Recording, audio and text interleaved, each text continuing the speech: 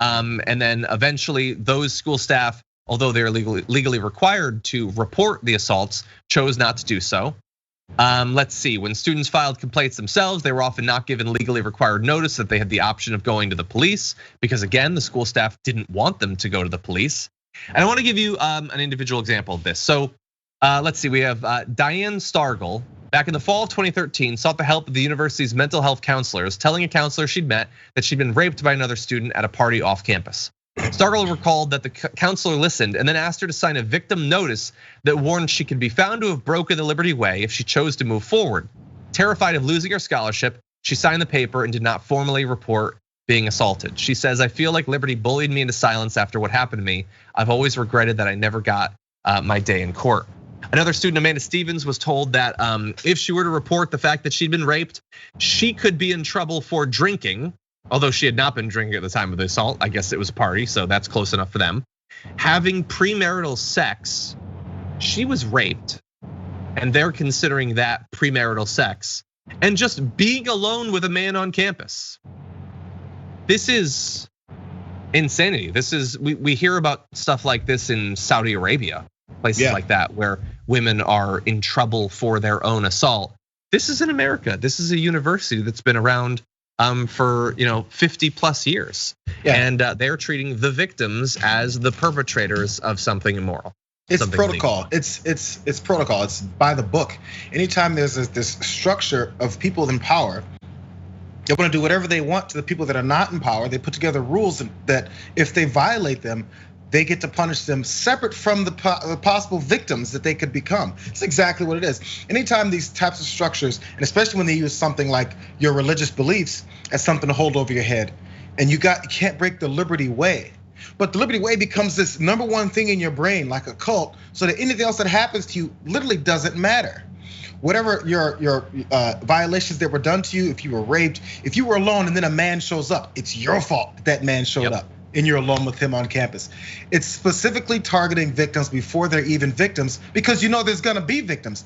If they didn't know that this would happen, they wouldn't have this structure in place. This is one of the best illustrations of systemic injustice when it comes to something. This is just within the university. So of course, when it's expanded to things like our entire justice system, which has its similar types of things, this is how it happens. It's why rape kits don't get processed. It's why women then get told by the authorities that are supposed to protect them that it's their fault from the beginning. This is just a smaller version of what we see larger. 100%. And this had been going on for a very long time. Finally, the senior vice president of communications was fired after blowing the whistle on this, decided this has gone on too long, we need to do something about this, so Liberty University fired them. So I don't know that they can cover this up at any higher level. That seems like the highest level, but they're working at it. They're working at maintaining a culture, making sure that more things like that happen, if that's the cost of maintaining the reputation. It doesn't just happen at Liberty, by the way. Absolutely. Every university has them, so just bear that in mind. Anyway, JR, thank you for joining us as always. It would not be Big News Wednesday without you. I know that you're probably gonna go stream on Only Candies right now, so good luck with that endeavor. We got Candies and NBA 2K22. We're gonna be streaming like crazy, bro. Okay, sounds fun. Thank you, man. Okay, and for those of you watching at home, thank you so much for watching. We've got a lot coming up. I'm gonna be joining Anna Kasparian on the second hour of the Young Turks a little bit later on, but before that, we've got Dr. Rashad Ritchie, Indisputable is coming up. You can stay on Twitch, you can go to youtube.com/indisputabletoyt and it'll be waiting for you. Until next time, stay safe out there, stay sane out there. We'll see you soon.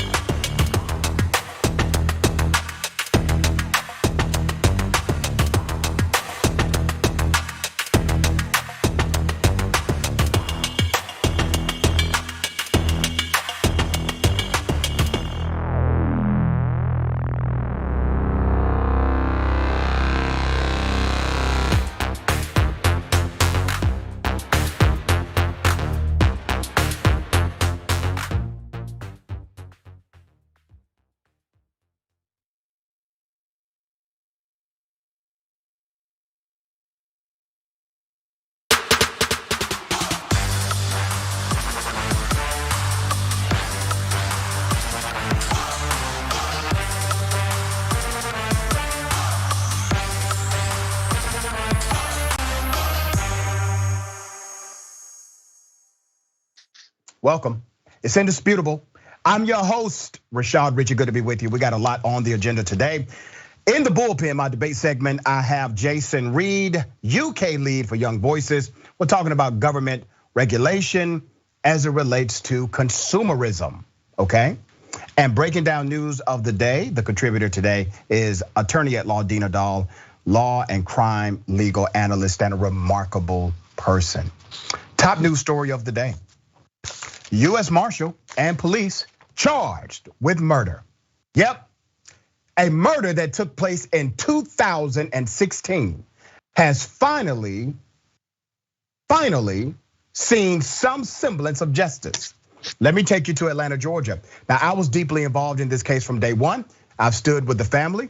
I've had rallies, protests. We've talked about it on my various platforms leading up to this moment. Let me put up a picture of the young man they killed. This is Jamarian Robinson.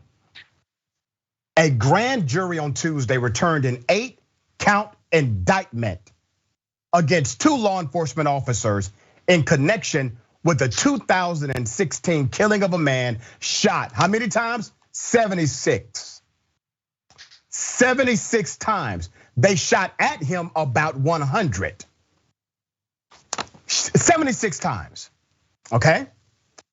Jamarian had no weapon. He had no gun on him. He was shot 76 times. This was during an attempted fugitive arrest in Atlanta metropolitan area, okay? Eric Hines, let me start here. Eric Hines, who is an assistant chief inspector with the US Marshals Southeast Regional Fugitive Task Force, and Christopher Hutchins, a Clayton County police officer that's in the metropolitan area of Atlanta. They were working on the task force together. They were formally charged with felony murder, aggravated assault, burglary, making false statements and violation of oath by a public officer, according to the news outlet. Now, those are 2 cops involved. You have a federal agent, a US Marshal, and you have a police officer local. There's a 3rd officer involved who should be charged, but he's dead, he died. And the truth is, the one who has already expired is the one who was the most egregious. He shot the most times. It gets deeper. Let me put up a picture of the Marshal director. His name is Ronald L. Davis. Obviously, this guy was appointed by Joe Biden. This is a new administration. The reason why I want you to remember him is because he will be responsible for changing the policy of the US Marshals. It is now at his door. There's a local policy for most police agencies in metropolitan Atlanta to wear a body camera. No body camera was involved in this. You know why? Because it's against federal policy to wear the body camera. So local police officers who would normally have on a body camera, if they are part of a federal task force, as in this case, the task force was led by the US Marshals, they abide by the US Marshals policy. No cameras, none. After all of these bullets flying to an apartment, killing an unarmed black male for a fugitive warrant, according to the narrative, somebody went inside while he was dead and put 2 more bullets inside of his body while standing on top of him. That's according to the forensics. This is egregious. This happened in 2016. It is finally getting indicted now, okay? Let me give you some more background to this. A medical examiner's report said Jamarian Robinson, who was 26 years of age, was shot 76 times by police on August 5th, 2016. When officers tried to enter his apartment, law enforcement believed Robinson was the man responsible for pointing a gun at Atlanta officers and fleeing, according to authorities. Now, this is why it's important for you to understand this. They thought he may have pointed a gun at a cop. So they went in, guns blazing. How dare you point a gun at another officer, right? That's the idea, that's the sentiment, that's the attitude they had. We'll show you about pointing a gun at a cop. Let's be very clear, he's innocent of that crime. You know why he's innocent of that crime? Because you're innocent until proven guilty in the United States of America. He was innocent. They killed an innocent man. It gets deeper. It was not immediately known if Hines or Hutchinson had lawyers who could comment on their behalf. Attorney Gerald Griggs, who is actually close to the family, could comment on their behalf. Attorney Gerald Griggs, who was close with the Robinson family, said the family celebrated the decision, which they've been waiting on for 5 years. A U.S. Marshal Service spokesman has said officers were attempting to serve warrants on Robinson issued by Atlanta police and Gwinnett County police in the Atlanta suburbs. A private detective hired by Robinson's mother uncovered evidence of gunshots fired straight into the ground where her son's body was lying. Robinson had been a college football player at Clark Atlanta University, my alumna, and Tuskegee University, and had no criminal convictions. How did this get to the place of indictment? How did it happen? How did it happen? The former DA, his name was Paul Howard. Paul Howard said the federal government refused to hand over important information that they needed to proceed with a grand jury indictment. He was telling the truth because he eventually sued the federal government because they refused to hand over that information. He lost his reelection bid to Fonnie Willis. Let's put up the new DA. Fonnie Willis is the new district attorney of Fulton County. When she was running, her campaign said, hey, we are going to do something about this swiftly. A former Fulton County DA, Paul Howard, said the investigation into the case was blocked by the officers, okay? Refusal to cooperate and the absence of a body camera. But when Howard lost his position to Fonnie Willis, the new prosecutor promised swift action, and that is exactly what happened here. Now, I already know some of you, when we post this on social media and other places, you will say, well, why was he pointing the gun at the police? You know, the reality is, he wasn't. There's no evidence, there's no trial, there's no due process, there's no jury to convict because there's no person living. And in the United States, you are innocent until proven guilty. To all of you who believe in the Constitution and you uphold the due process clause, understand that due process was taken away from this young man. It is simply an accusation of what they believed. They believed this is what he did. Attorney, 70-some bullets. Some reports will say 59. Some reports will say 72. The reason why there's a discrepancy is because there were so many bullets that some ricocheted inside of his body and inside of that apartment. That's why the numbers have variables to them. But what are your thoughts here? Clearly excessive force. But what is so important in this case is the type of indictments coming down on these officers. It really shows the progress and the willingness DA has to indict officers. Because in George Floyd's case, Derek Chauvin, his highest charge that he had was a second-degree unintentional murder charge.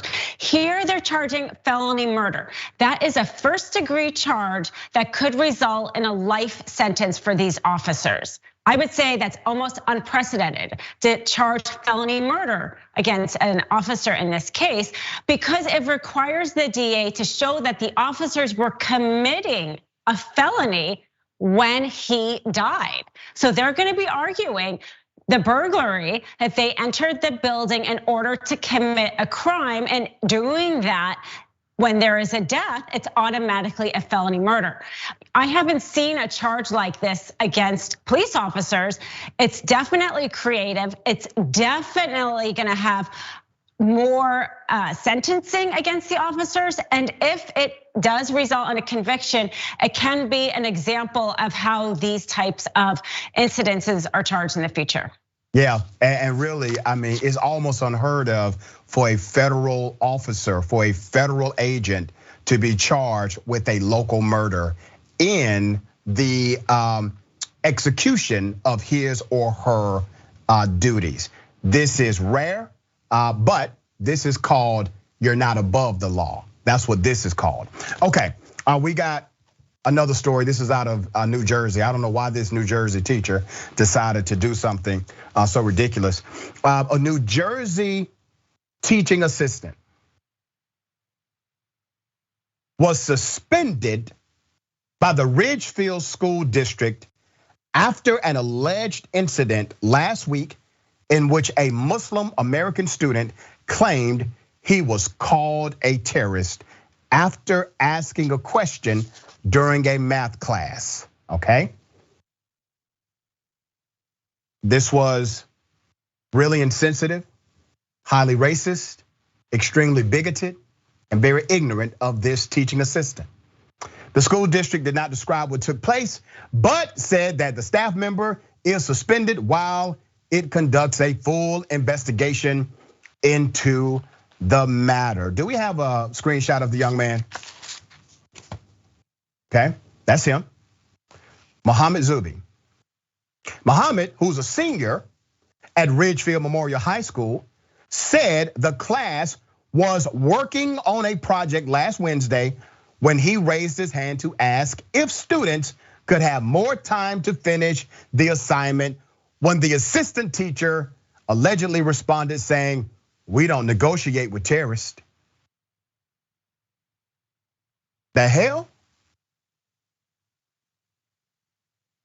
I'm looking around at a loss for words, according to the student, completely shocked. He said the entire class heard the exchange, and he asked the girl behind him to make sure that's what the assistant teacher said, and she confirmed she heard the same thing. This young man is 17 years of age, said the assistant teacher came up to him a few minutes later, patted him on the back and said, "He didn't mean it like that." In my head, I'm just like, what other way could he have meant that? You see, this right here, this is implicit bias. It may not be hyper aggressive racism. I would give the teacher that. It could be. Don't take it off the table. But it is definitely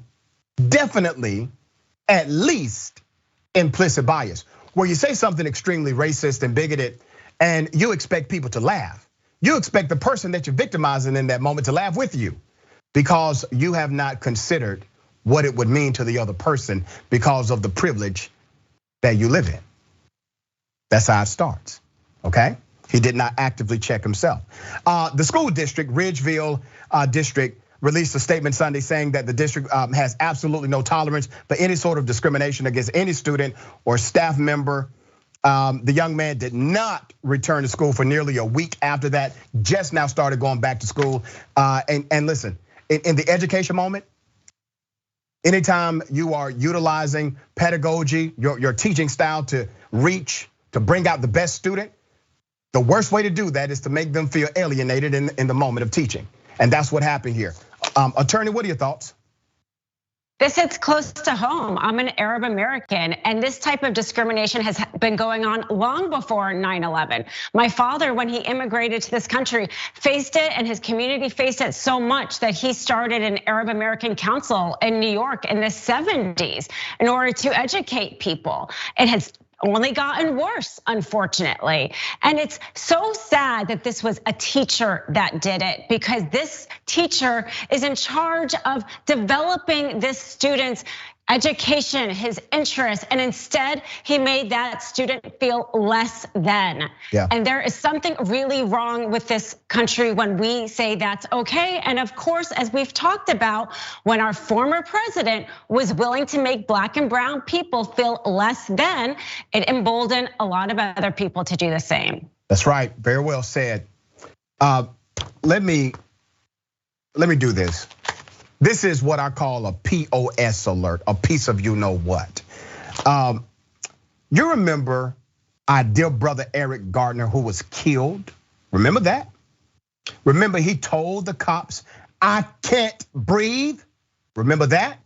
If you don't remember, let me remind you, here it is. The video was seen by millions. Garner being arrested for illegally selling cigarettes last July. Forced to the ground, repeatedly telling police he couldn't breathe. Moments later, the 43-year-old father of 6 was dead. The medical examiner ruled it a homicide, caused in part by neck compression or what the report calls a chokehold. Yeah, they murdered him right down the street. You saw it, everybody saw it, millions saw it. The man said, I can't breathe. NYPD officer Justin D'Amico testified in a judicial inquiry into his handling of that arrest. And he says, under oath, he did not hear Eric Garner say the phrase, I can't breathe, even one time. He's saying, oh, I never heard it, not even one time. It never registered to me that he said, I can't breathe, despite the full video. Let's put up a picture of this officer. Let's make him famous. Okay, that's Justin D'Amico. D'Amico was also questioned about an erroneous charge of felonious tax avoidance. A lot of people forget they actually charged him with this. A beat cop charged him with tax avoidance applied to Garner after he died. After he died, ladies and gentlemen, the officer testified he, and I quote, may have rushed the paperwork a bit. Oh, that's the reason. I just rushed the paperwork a bit in accusing Garner. Known to be a salesman of loose cigarettes, of a felony that is usually applied to people in possession of at least 10,000 cigarettes, 22,000 cigars, or more than 400 pounds of tobacco. The charge did not fit. He then says, but that was a total mistake. Due to the circumstances, I wasn't thinking clearly. That's right, D'Amico, you're the victim.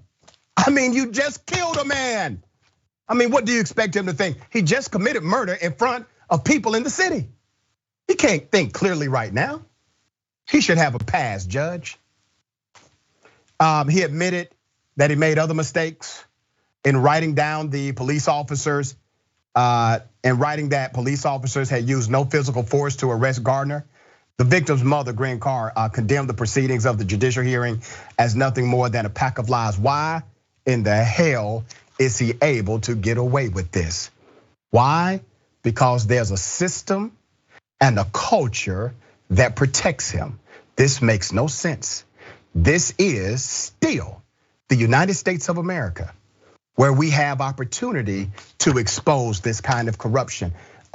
Attorney, I mean, you see this. He's lying on police reports. He's lying to the judge under oath. Why is this guy not charged with something additional? We need some more charges here.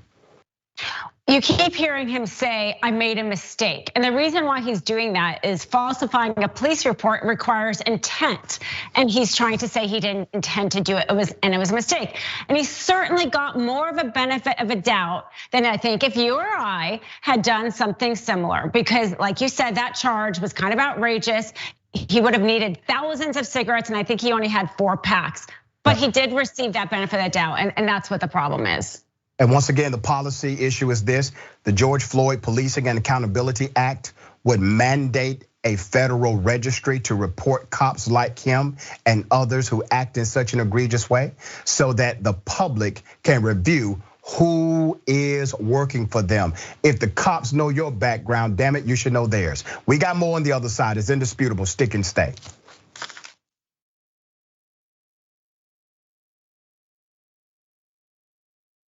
I'm back to gaslighting. Did you and I talk about gaslighting on Old School? Probably. That boss gaslit all his female employees. People who manipulate others like that make you feel like you're the weirdo. Why won't you punch yourself in the face?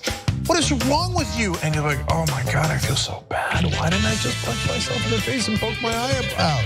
I'm 47 and I just figured it out like earlier this year. You figured out somebody was doing it to you, or that you were that it was that it would have been happening my whole life and I didn't realize it. Right. Welcome to Indisputable. I'm your host, Dr. Rashad Richard. We got a lot happening today. But what do we do on this show? We tell the truth. You know why we tell the truth? Because the truth is simply indisputable. Rashad, great to be here. Congratulations on the new show. And I gotta let everybody know that Rashad and I go way back. Here's the pattern that we see in all of these Karen stories. They think they own stuff they do not own. Now, where does that come from? I don't know, maybe slavery. Maybe they think they should still own black people. This is what happens when Karens weaponize the police.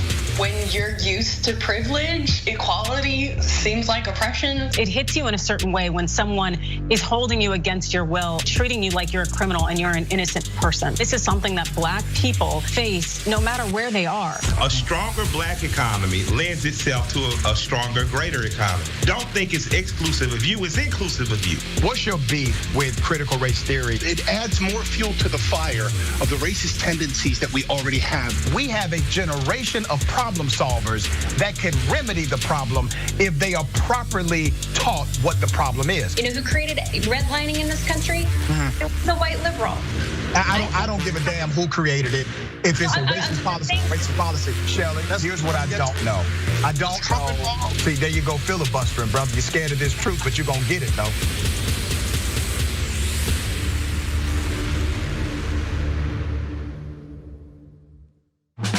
I've been a fan of TYT, I believe, for the last 6 years. 5 years. 3 years now. 7 years. 4 years now. 2.5 years. I just started because she got me into it. My boyfriend actually watches it every morning and every night, so I kind of just started watching it with him, and I love it. I mean, it's the only way that I find my news. Looking through YouTube, looking for political shows that look cool. I came across a very angry rant from Cenk, and that's when I knew. So I was immediately in love with the show. And then I haven't missed a live show since then. 10 times a day, I watched the show in the morning. Whenever I had a bad day at high school, Young Turks. Man, Cenk is just so blunt and honest, and I love the honesty, and there's no BS behind the news, and they just tell everything like it is. There's nobody censoring them. There's nobody there to say, you can't do this, you can't say that. That feel of authenticity makes it seem like what they're saying is true. I feel like I get the real story from the Young Turks. I am TYT. I am TYT. I am TYT.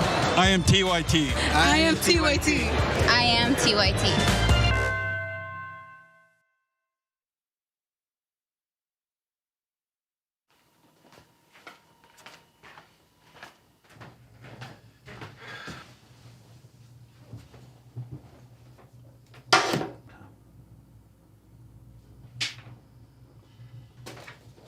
Welcome to the Damage Report. I'm John Idarola. This is gonna be a big one. Meanwhile, in the Arctic, you know where this is going. You watch the Damage Report, the Arctic's on fire. Obviously, why would we be talking about the Arctic except to tell you that it's melting once again? The Republicans aren't that interested in it. I wonder why. Lift out of poverty up to 3.7 million people, including an estimated 1.3 million children. Hashtag save the children? Not if it costs money. I mean, come on.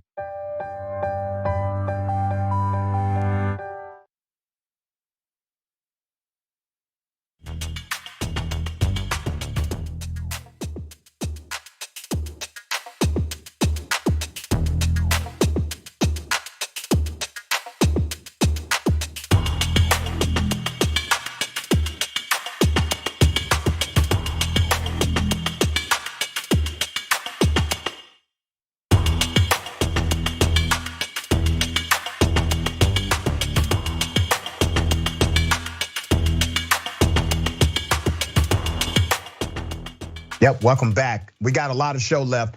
Let me remind everyone, we got good stuff coming up.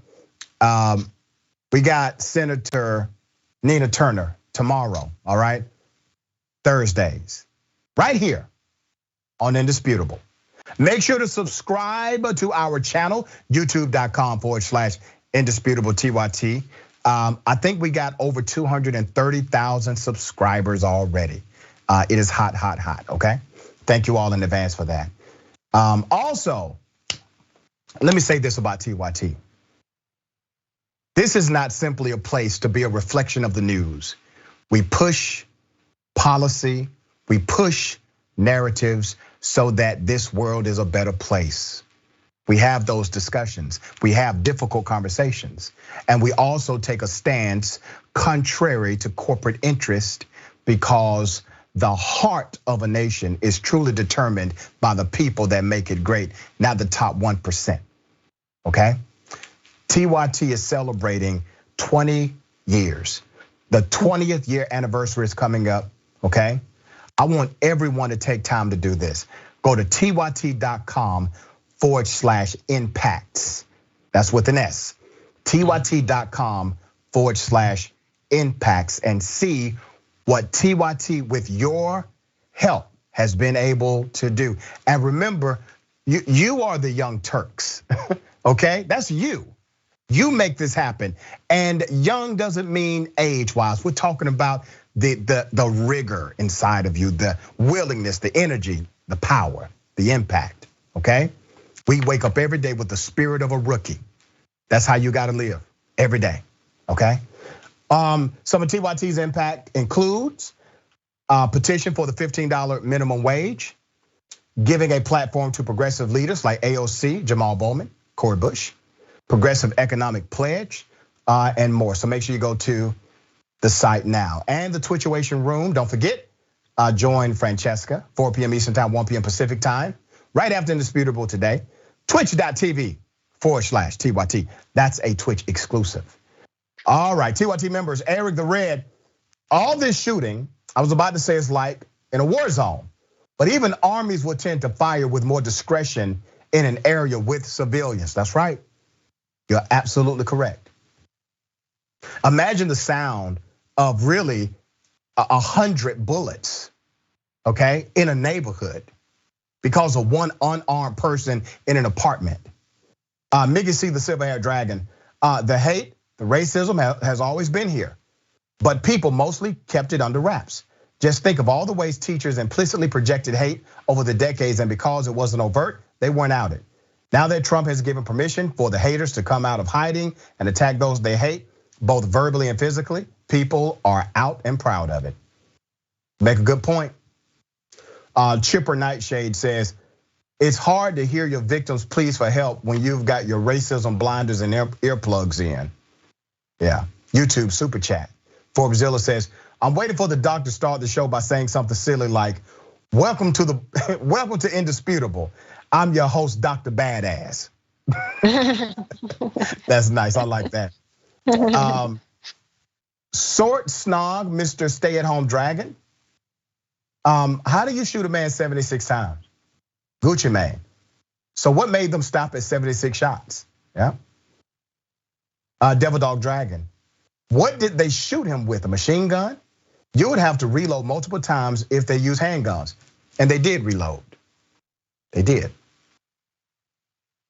Sue R says, wow, what's going on with these teachers right now? Yep. All right, let's go to Twitch.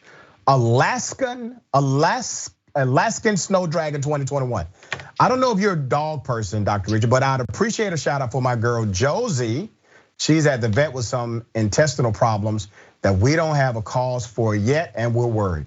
I just gave you a shout out. I really hope things get better for Josie. I know Josie is family to you, okay? All right. You know, what if you were so attractive and so just, I mean, that when you go in public places, people hate on you just publicly because of your attractiveness. Here we go. I wish a Karen would. You want to call the police on them for having a barbecue on a Sunday? You're still free. Back off! I'm going to tell them there's an African-American man threatening my life. Nasty, you're a big fat slob, and you're touching me unnecessarily. You know what? You're touching me. You're the one that sat your fat, sloppy body down.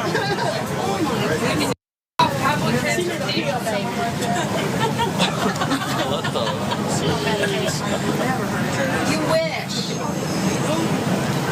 You'd love me to be a silent object. Go to hell. Have a nice day. Keep your sarcasm to yourself. You're not very witty. I'm not your doormat.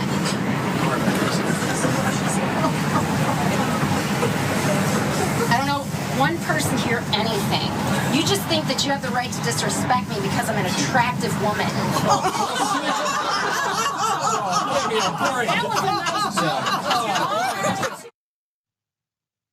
Wow.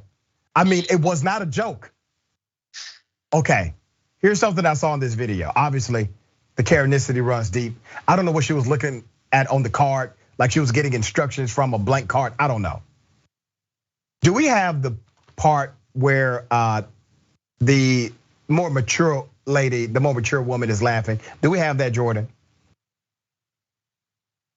Okay.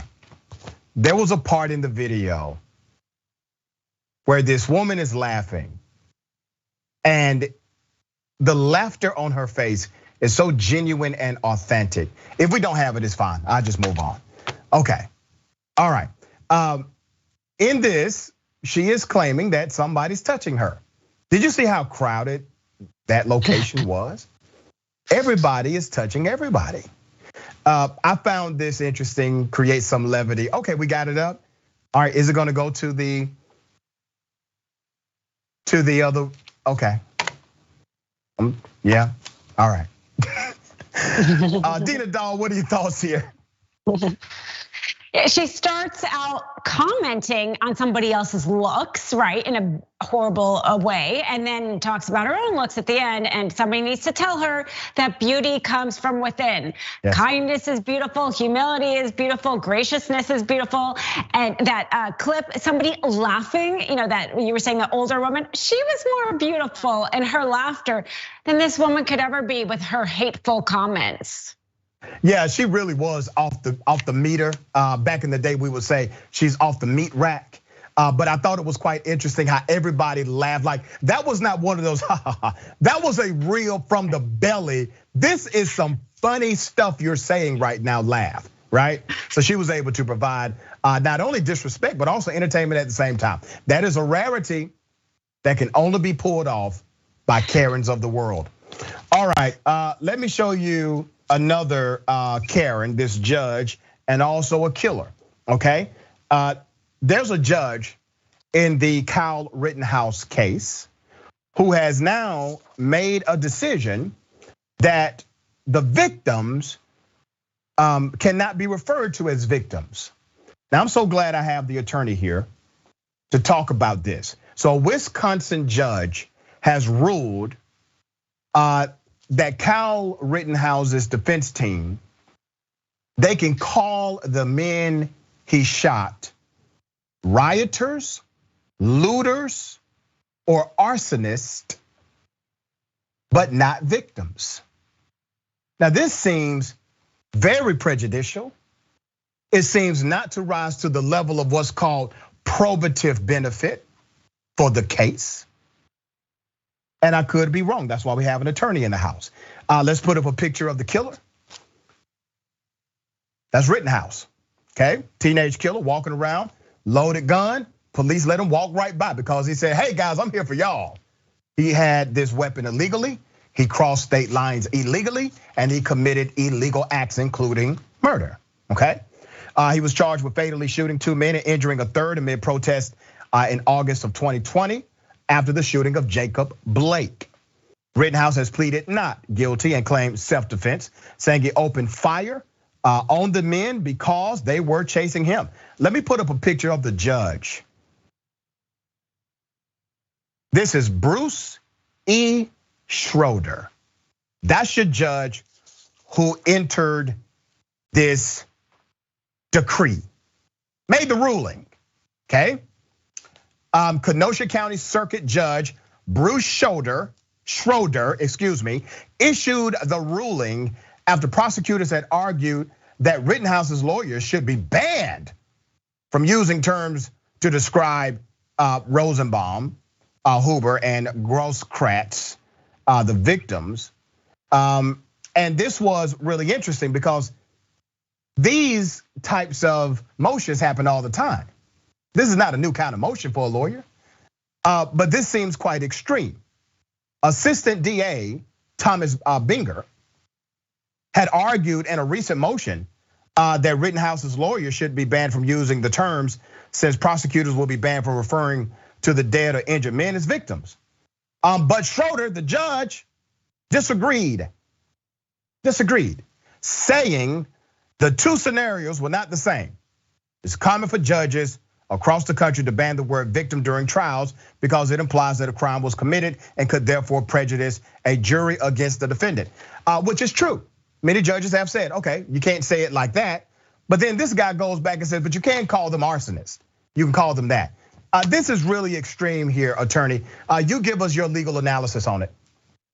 I agreed with the prosecution's argument. It did seem like a double standard to me. The judge said if they could put forth evidence of arsonists and they could say it, well, I think in the same respect, if they put forth evidence that he was a victim, they should have been able to say that too. But you know what? Be careful what you wish for, because the fact is there is not a lot of evidence that they're arsonists or looters. In fact, this one survivor of the shooter was never charged with those crimes. And so if the defense attorney plans on putting forth evidence, it's going to be weak, and the prosecution will be able to poke holes through that.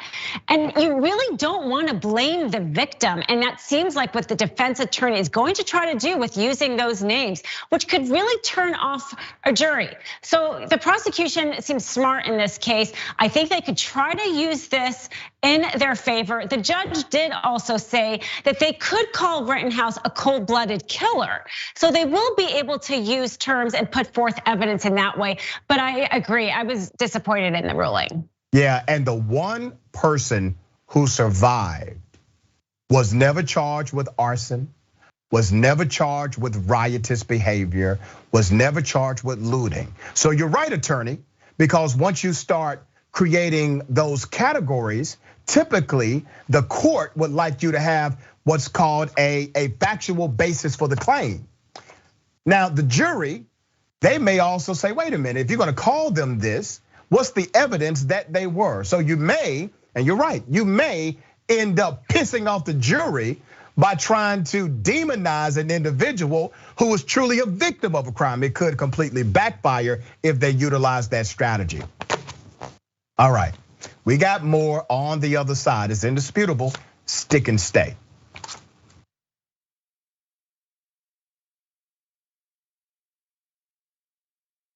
I'll predict right here for you, Chris. I think Donald Trump will leave office before his term is up.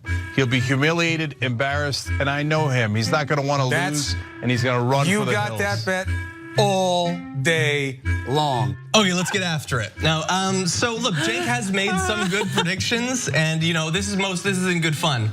I could not disagree more. There's a little bromance between the two of them. You got that bet all day long, Janky, you. Oh, you stop. In the meantime, let's call him out on the damage. No, but I just got a Roku set. Did basically a little bit of channel surfing, and I was like, there we are. Yeah. There we are. And then I turned it on, and it was John and Brett on Damage Report making fun of me. Oh no. So you are so busted. I even took a picture of it, okay? And they're talking about my predictions. I got a new prediction for you, John Idarola.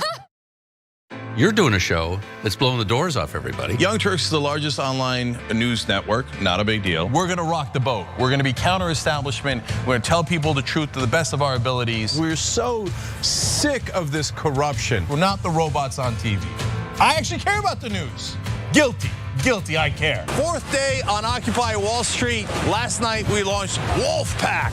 It's us pushing our ideas out there, trying to help the country in every way that we can, trying to make this place just a little bit better. Reporting from the Hillary-Bernie debate, I gotta be honest, you know what we do, we cover it for real. For us, this system isn't working. Free and fair elections. And when he told the cops that day, when they came to drag her away, and he said, if you're gonna chain her, you're gonna chain me. If you're gonna arrest her, you're gonna arrest me. At TYT, our vision is to be the leading global brand in news and talk by serving the audience with authentic commentary and analysis, and to become the digital campfire for the world. And we plan to accomplish that by serving the audience with uniquely authentic commentary and analysis. Put another way, we seek to make TYT into the digital campfire for the world. Today, the traditional mainstream media, along with the government and many of our cherished institutions, have unfortunately been captured by corporate interests. Audiences increasingly sense that they're not getting the whole story or even the truth from once trusted outlets, whether it's broadcast and cable TV news networks or national newspapers and magazines. Instead, the audience is turning to alternative news sources online, the TYT network preeminent among them. Unlike our competitors in the traditional media, we're not beholden to corporate advertisers, to defense contractors, to Wall Street, or to big pharma. And unlike conservative sites online, we're not bankrolled by billionaires looking to push their right-wing propaganda. We only answer to our audience, and for nearly 2 decades, we've delivered by producing honest, timely, and insightful perspectives on the day's news without fear or favor or concern for whose toes we might step on or which powerful elites we might offend.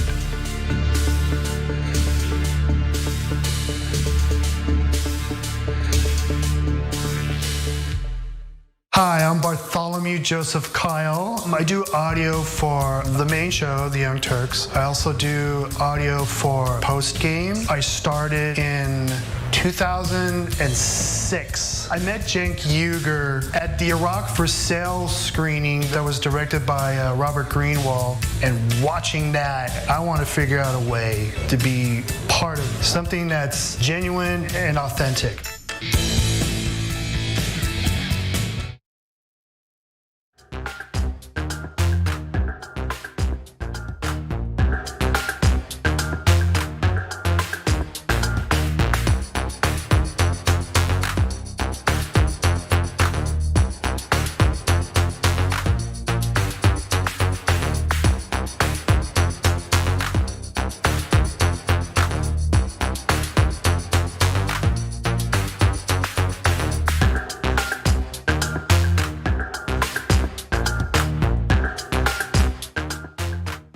Welcome back to Indisputable. We got a lot of comments, let's get to it. I will read as many as I can. Colorado Blue Blazer Regular says, "You're not very witty," says the half-wit, yep. Textan says, "I love how the whole train cracks up simultaneously when she talks about how attractive she is." Beauty is only skin deep, but ugly goes all the way to the bone, Karen. Mickey C, the silver-haired dragon. The judge also banned the prosecutors from using Kyle's previous acts and his social media post. Looks like the judge wants this pure, good-hearted, contributing member of society to go free. They'll paint him as the victim. Well, that is the defense, that he was a victim.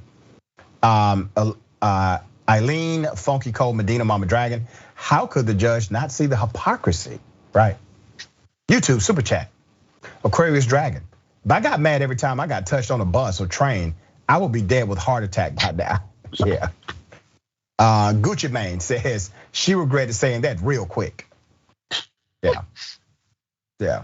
The Wondering Goddess. A judge is supposed to be unbiased, but this one appears and sounds like he is very biased here. Yeah. Songs of Sovereignty. Aloha, Dr. Richie. Mahola for you and this show. I learn from you every time. Stay safe and thank you for the heart. I heart you back. We appreciate that. Twitch. Jax Drax says, "I didn't know Marjorie Green had a sister." That would be the sister though. I mean, seriously, somebody needs to do a DNA test. Dr. Squeedy says, "I haven't been laughed at like that since middle school." And some of them have not laughed like that since middle school. Understand it works both ways. Okay, all right, let's get to it.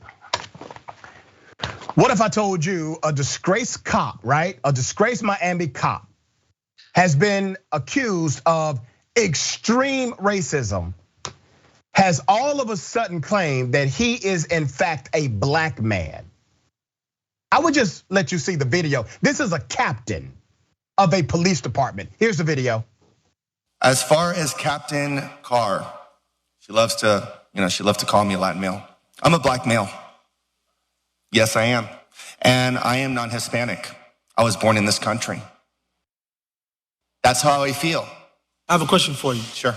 So you classify yourself today as a black male? Yes. When you applied for the police department, did you classify yourself as a black male or a white male at the time?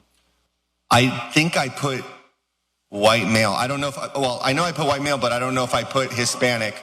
No, I know, listen, I know who I am, but it's also, it's also to make. Male. I'm sorry? You put down Hispanic male, didn't you? Okay, as a man, I stand by it. When did you have this, coming with God moment that you were black? When did God tell you that? Well, I learned that there's people in my family that are mixed and that are black. I see. Let's not talk about the degree of blackness. Oh no, you're blacker than me, that's obvious. And if you know anything about the one drop rule, which started in the 20th century, which is what identifies and defines, how you doing? What a black male is, or a Negro, you would know that if you have one drop of black in you, you are considered black. So you're probably black too, Joe. Can we do a DNA? Joe, you're probably black. Nobody sent me here, nor did the city manager. I am my own man. That's right, and you're your own black man, I know. Yes, yeah. So now I'm being attacked. Yeah. Half of my family's Jewish, probably didn't know that either. This is not an SNL skit. This is an actual captain of the Miami Police Department who has been sued by another cop because of his extreme racism. There are extreme allegations against this one officer, this one captain, for being a racist piece of you know what. So to defend himself, he is now claiming that he cannot be racist because he is in fact a black man himself. I got some more video, here it is. I just want to give our viewers an idea of who this guy harassed, because although he's done these racist posts, he clearly is not discriminatory when it comes to who he's harassed. These are just some of the people who have complained about him: a teacher, a college student, bar patrons, motorists, a maintenance worker installing electrical lines, a drone operator, a woman who claimed she was flung down an escalator outside a bar, a man lost his nerves from having handcuffs tightly. He reportedly had another man had his eye socket cracked in a beatdown that Ortiz did. So I ask you, Mark, if there's still provisions that if Morales fires this guy, he could still wind up back on the force. If the courts will not do anything about police reform, if Congress will not do anything about police reform, what's the recourse from people who are on the receiving end of this level of abuse? Yeah, that's a great question.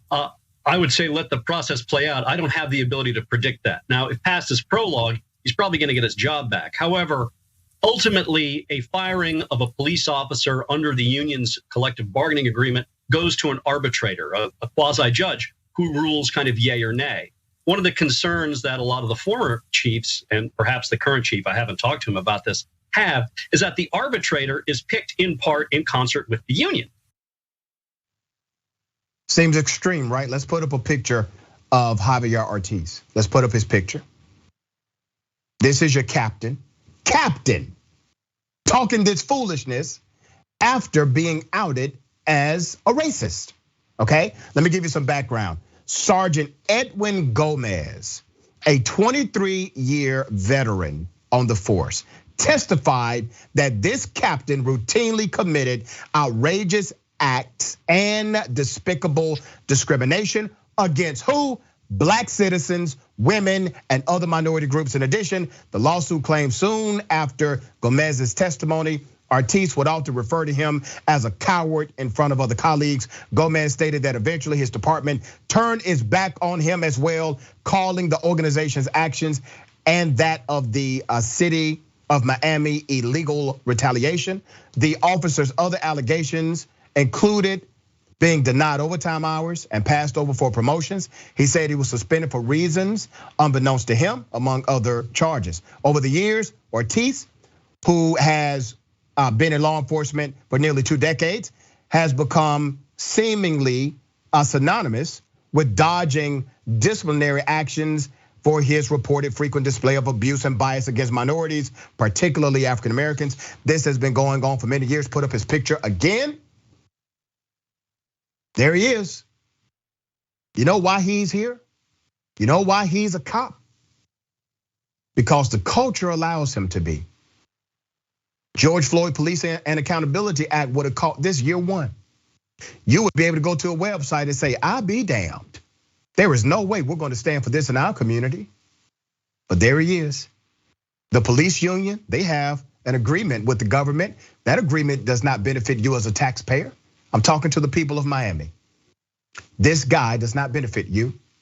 He costs you money, he costs you morale, he costs your reputation, and he is not locking up the bad guys, he is one. Attorney, extreme, but still, they don't think this guy is going to actually remain fired. He's under suspension right now. What are your thoughts? Very disturbing. I mean, he's definitely a Karen. If he wasn't a police officer, we would think he was funny, but he has a badge. The number of use of force incidents against him is scary based on all the other stories we cover with deadly use of force. And yeah, hopefully Miami kind of sees this and takes the opportunity to reform the culture in their system. You know, I'm from Los Angeles, and it's finally took the Rampart scandal for there to be a real awakening in the city. And they brought in outside experts. They brought in really serious thinkers about how to change their policing, which benefited it quite a bit. Sometimes it takes the city to really want that. If they want it, they can change the culture. It just depends how much they want to do it. That's right, very well said. Now let me take you to Kansas City, very sad story. Kansas City landlord came over to fix the heating. This was his day off. He was upset about having to fix the heating. This happened last Friday. Daryl Gilland and his girlfriend had simply requested their landlord, Gordon Macbeth, to come over and fix the heating. Instead, Gordon, let's put up his picture. Gordon decided to kill Daryl. Do you hear me? According to the girlfriend, Macbeth was perfectly nice about the maintenance request until he showed up out of nowhere, flipped, and acted like the couple was asking too much. Now remember, by law, the landlord has to fix this. This is required. He's upset. Macbeth, the killer, has been charged with second-degree murder and is being held on a $1 million bond. This is the man he killed. This is Daryl. Daryl and his girlfriend, they were just at home in the heat, and they called the landlord to fix the heat. That's all. That's it. Now, Daryl is dead. His girlfriend's life flipped upside down. Daryl's parents and family, they're grieving. Their friends, the friends grieving, okay? There's a GoFundMe that was set up, all right, to cover the cost to relocate Gillen's body to be buried with his grandparents. You can find that, it's easy to find. Here's the background. It began when Gordon Macbeth, 44, came over to the rental unit and the couple asked if they could use a space heater, and that's when he completely flipped, said the victim's girlfriend, Samantha Pullman. He was evidently angry that he had to work when he was on his off day. Court documents say that Macbeth stabbed Gillen more than 30 times after his girlfriend sent a message about the heat. The couple had been together for 5 years and moved into the home together. Macbeth pulled out a long knife. This is just so extreme, and started stabbing this man. Neighbors recalled horrific screaming from the couple's home. One neighbor rushed to the home, seeing the attacker on top of Gillen, continuing to stab him. Another neighbor pulled out a gun, holding him until the police arrived. Wow. Everything changed in moments. Attorney, have you seen something this egregious before? It's a horrific crime, and my condolences go to the girlfriend. It was really awful. Unfortunately, I feel like I don't know if there's mental illness involved here, but it almost seems like it. And we are seeing a lot more of that in this country. And I hope we start to take mental illness more seriously. And we're also seeing, how vulnerable tenants are and how hard, people live in these conditions, even though they shouldn't. There should be heat, as you said, and often they don't have plumbing fixed and that kind of thing. And that's kind of come out a little bit more during this pandemic as well. And hopefully we focus our attention there too. When you make people believe in you, I'm shifting gears. When you make people believe in you and believe in your rhetoric about that democracy is being stolen, that you need a gun in order to protect yourself from some politician or policy, this is what happens. Here's the video. You're brave for what you say, and the fact that you stand up there and say it, and I appreciate it. I think we all appreciate it, actually, because there's not a lot of people that have the balls to do it. But I want to ask you something a little bit out of the ordinary. So prepare yourself. At this point, we're living under corporate and medical fascism. This is tyranny. When do we get to use the guns? No, and I'm not, that's not a joke. I'm not saying it like that. I mean, literally, where's the line? How many elections are they going to steal before we kill these people? So, no, no, hold on. No, stop. No, Charlie. Why are you stopping him? You radicalized him, Charlie. You and your cronies, your crew, your people, your movement, they are radicalized by your indoctrination. Don't act as if now you get to moralize on your followers. They are simply returning to you what you have fed them, Charlie. If this is not an awakening for you and your soul, young man, if this is not a moment where you realize, what in the hell have I done? More things are going to come, unfortunately. And you being at a Talking Points USA rally saying, no, stop, don't say that, won't change it. Because if you continue to feed the machine that creates and radicalizes these individuals to say that they want to kill other Americans, you are part of the problem, brother. You're not part of the solution whatsoever. Charlie Kirk tried to quickly denounce it, convince the man that he was playing into provocation on the left. No, brother, he's playing into provocation on the right. Attorney, closing thoughts. Yes, please don't let it be too little, too late. The rest of us know what your rhetoric is doing. We need to do a lot more than denounce them in that moment. Yep, well said. So good to have you, sister, all the time on Indisputable. How can people follow you, check you out? Thanks for having me, so enjoyed it. I'm on Ask Dina Doll 1 on Twitter. All right, there you go. We got more on the other side, stick and stay, it's Indisputable.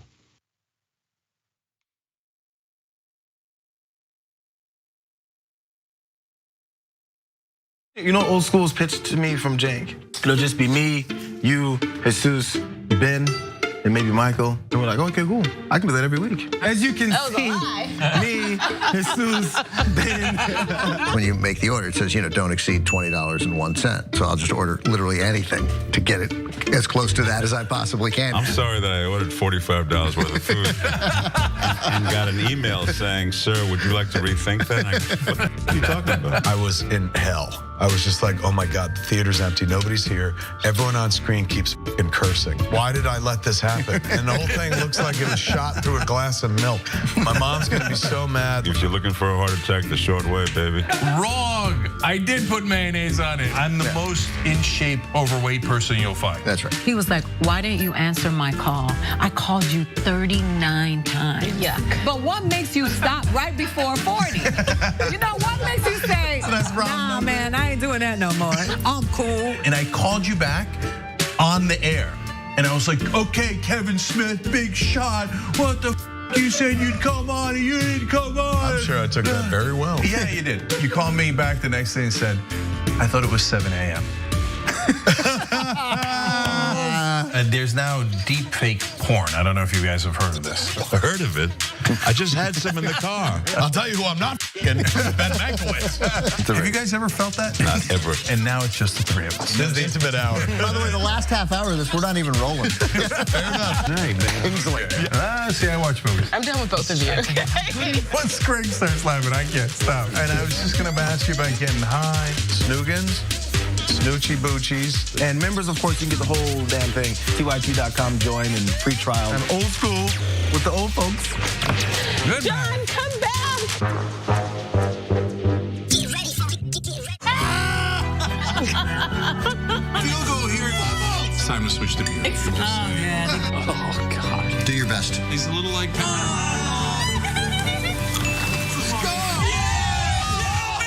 Oh. No one's happy now. Give him another try. Oh. Wow. This is the weirdest game.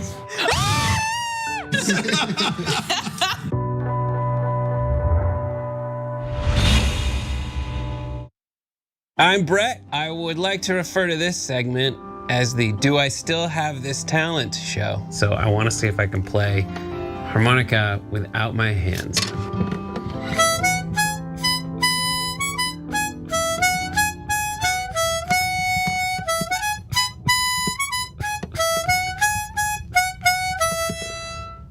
I don't know why I have that. Nothing's gonna be more impressive than that. I can also spin a basketball on my finger.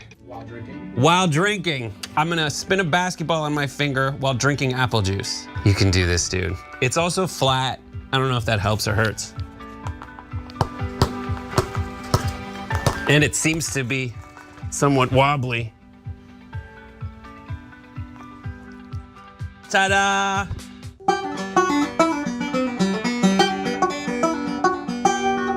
Nope, I don't know how to do this one. This one's a fail. Nope. Oh God, I'm so mad.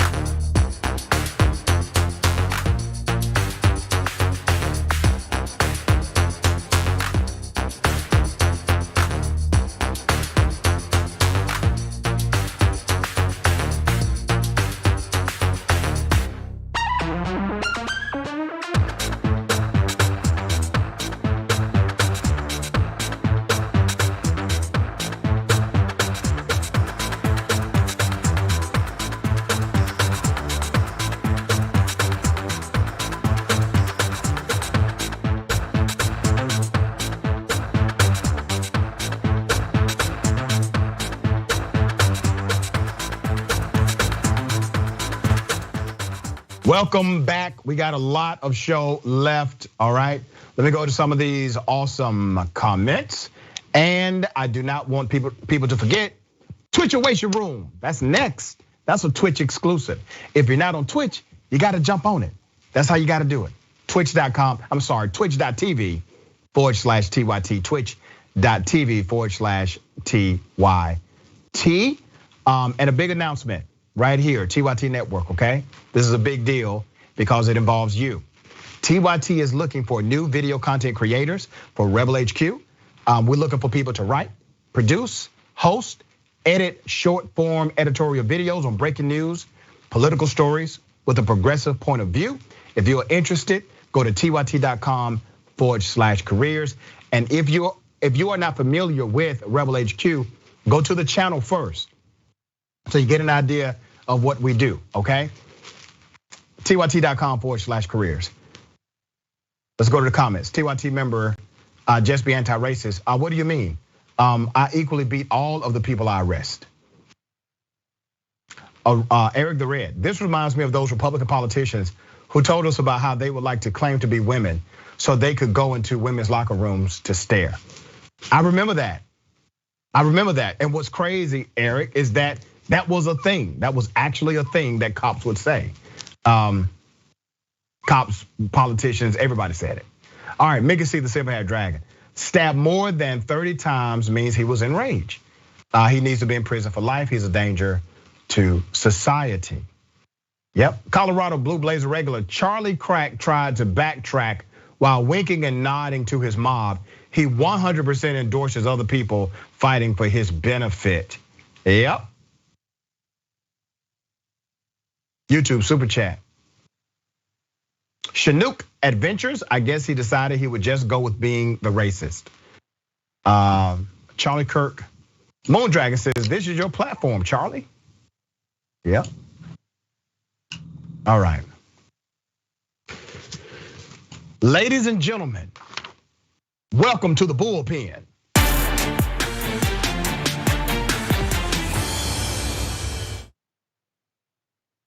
In the Bullpen today, we have Mr. Jason Reed, UK lead for Young Voices.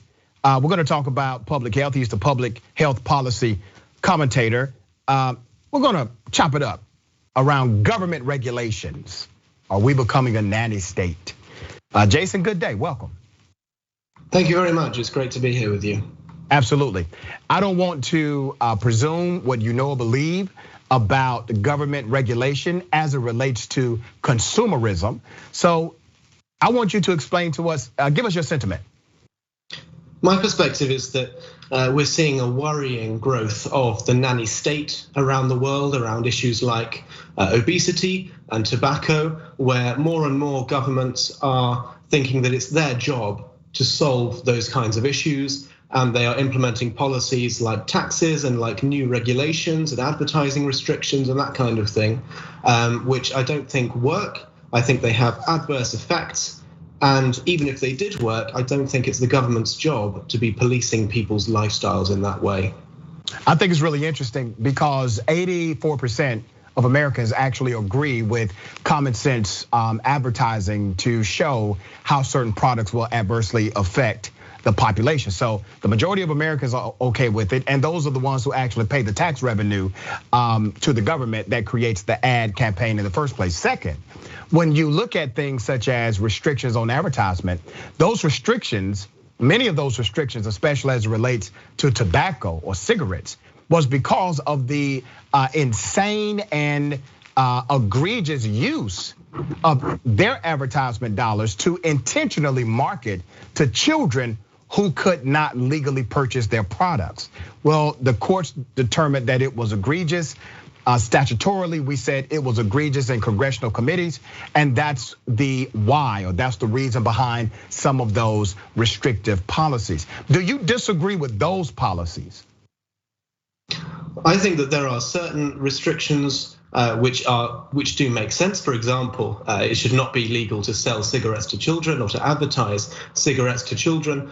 But I think what we're seeing is mission creep, where it's one thing we can agree, for example, that you shouldn't be advertising cigarettes to children, but then it seems to be a very small step for the public health lobby to then say, okay, now we're also going to crack down on the advertising of unhealthy foods to children. It's a very slippery slope. And those kinds of policies, they simply don't work. There was a good example recently in my home country in the UK, where the government is introducing a junk food advertising ban, effectively banning the adverts for what it deems to be unhealthy foods online.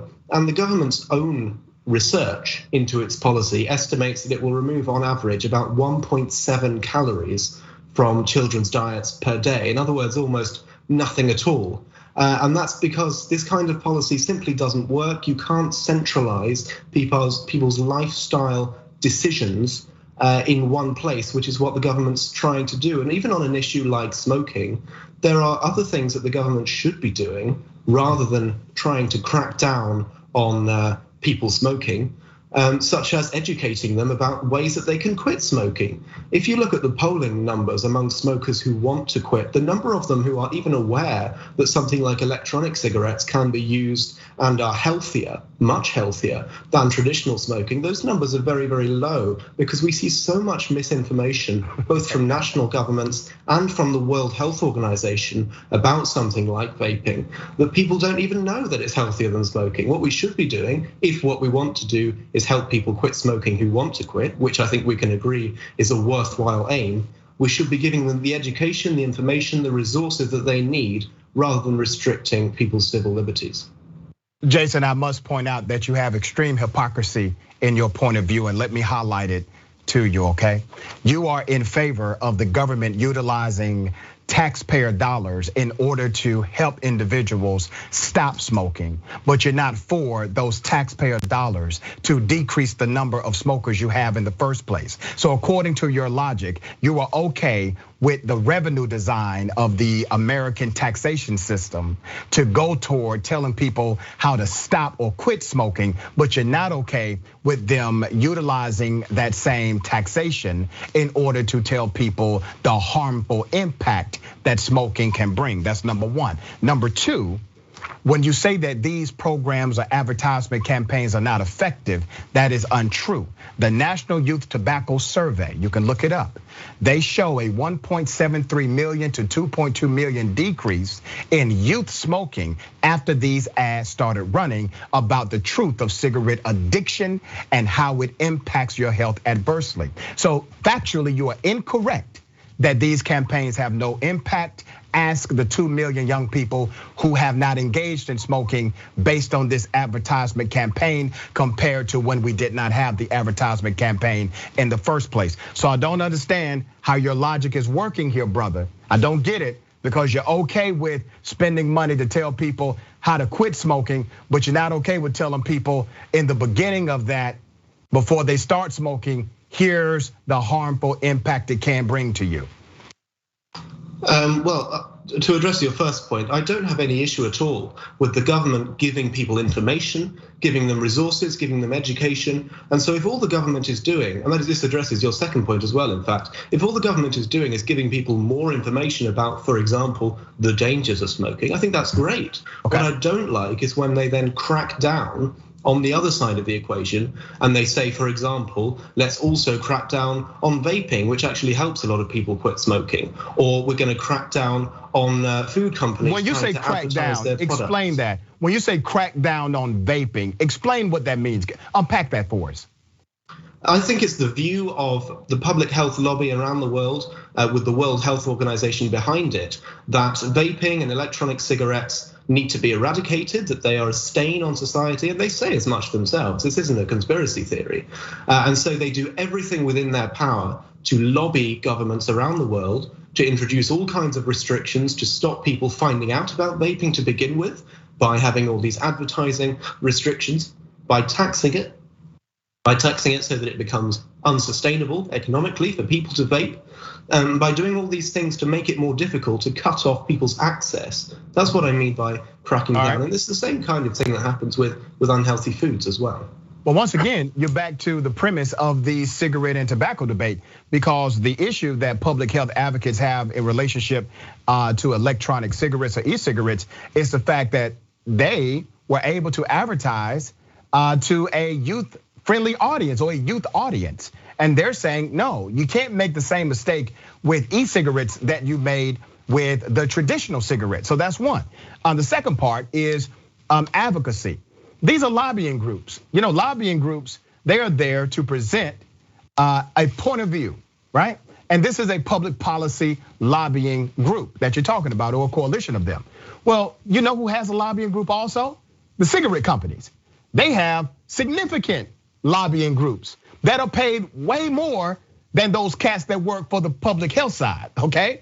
And they're lobbying for their agenda. You gotta have a balance here, brother. You cannot have the tobacco industry have all of the high-paid lobbyists and able to grease the palms of all the politicians without a rebuttal to that. That's not how democracy should work. These public health advocates are necessary in the ecosystem of the political narrative in order to present a contrary point of view so that the push and pull and entanglement of the political conversation remains in play. Do you not agree with that? I think there is indeed an imbalance in this discourse, but I think it's the exact opposite of the way you describe it. The people with all the power are the regulators, because they aren't held accountable for their actions. They can pass these laws which, for example, increase tobacco taxes, advertising restrictions, and we can't really do anything about it. When the World Health Organization prints all this blatant misinformation about vaping, there's nothing we can do. We can't vote them out. There will always be a constituent of people within the population who do things that are unhealthy, that the government or any kind of centralized government agency, whether that's the World Health Organization or a national agency, thinks it shouldn't be doing. People lead different lifestyles. Some people make unhealthy choices. Some people, for instance, don't want to quit smoking, even when they know how unhealthy it is. I don't think it's the business of any regulator to then be interfering in their lives and saying, no, we disapprove of your lifestyle, so we are now going to close in on it, crack down on it, in order to force you to stop, whether that's through higher and higher taxes or more and more restrictions on the sales of cigarettes. If you take the case study of Australia, Australia is like many countries around the world. It saw an organic decrease in smoking as more and more people turn away from smoking.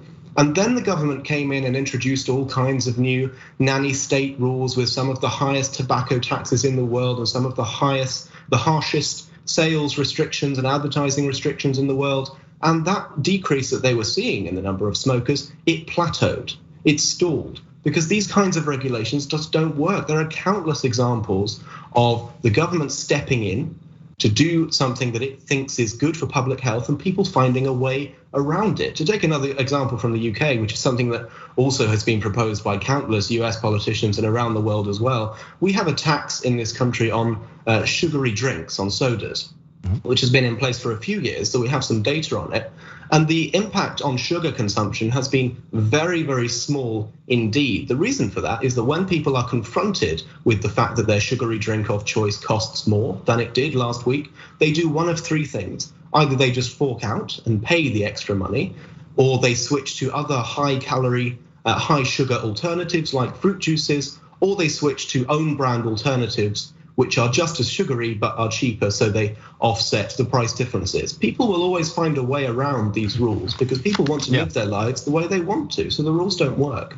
Yeah, it's really interesting, man, because you keep saying the rules don't work, and this is a fascinating conversation because I am a live and let live kind of guy. Now, as far as taxes on certain products, well, that's normative in government society.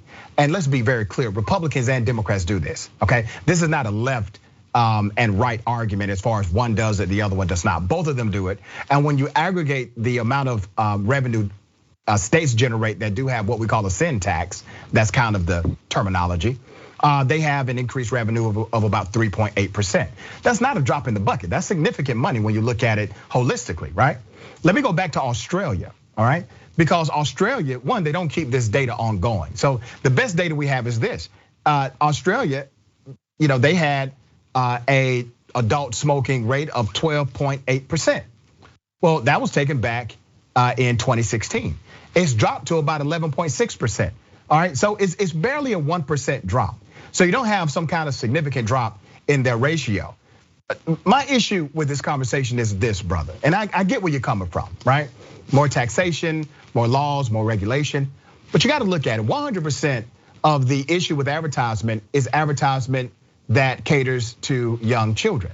That's the issue with the advertisement. You and I should agree, you cannot create an advertisement platform that intentionally seeks to hook individuals on these particular substances, such as tobacco, who cannot even purchase them legally, or even alcohol, who cannot purchase them legally. Do we at least agree on that premise? That's a common sense policy restriction, right?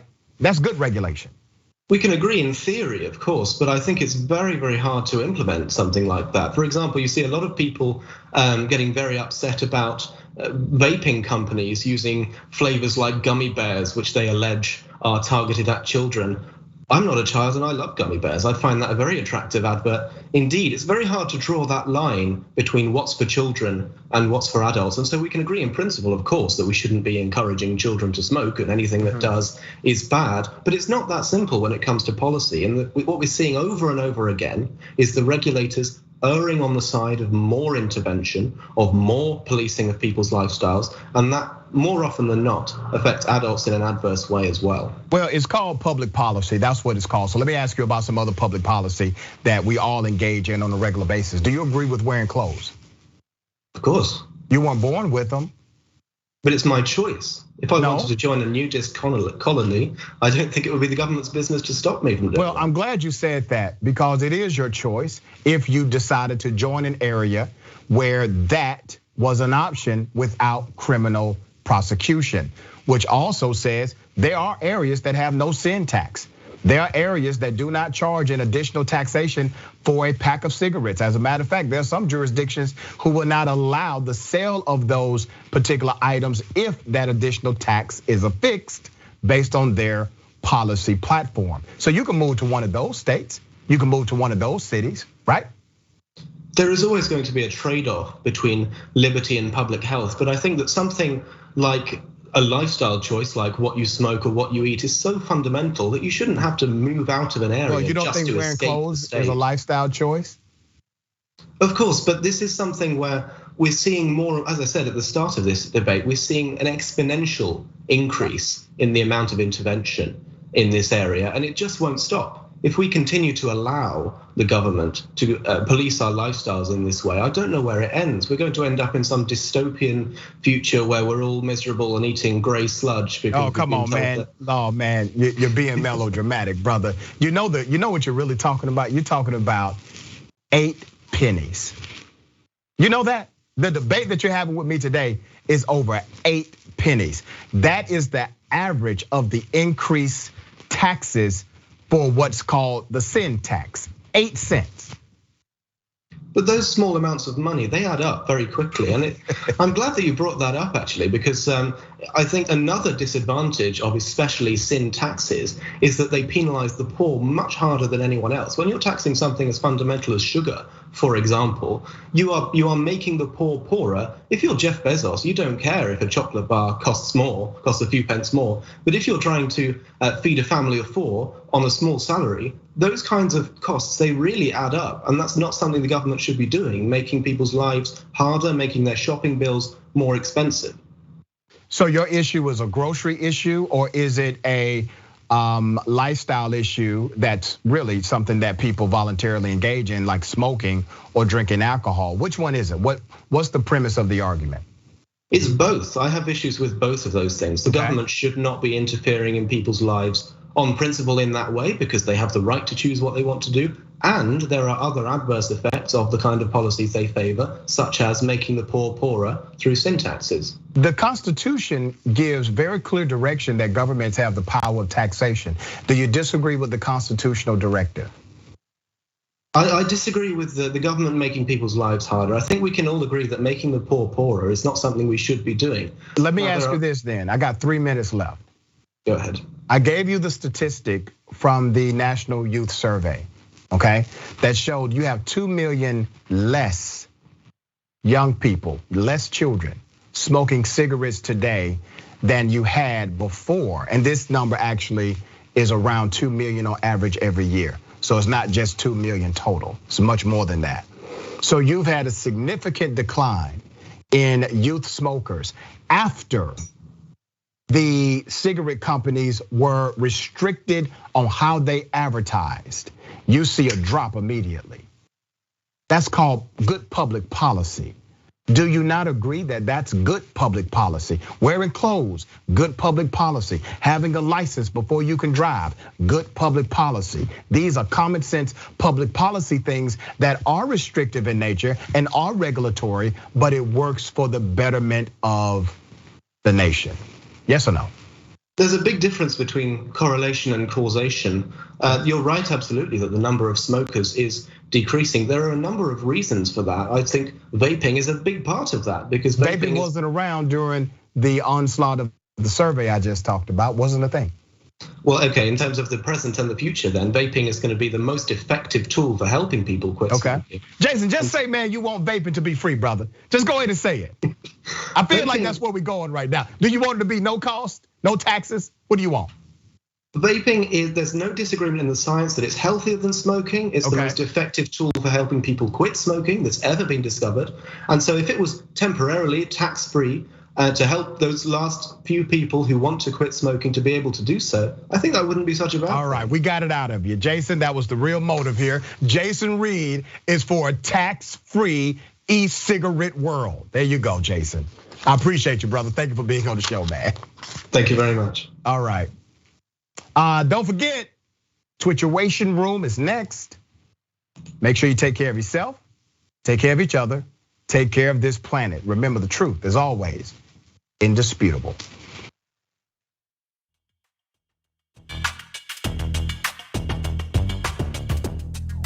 Thank you, sir.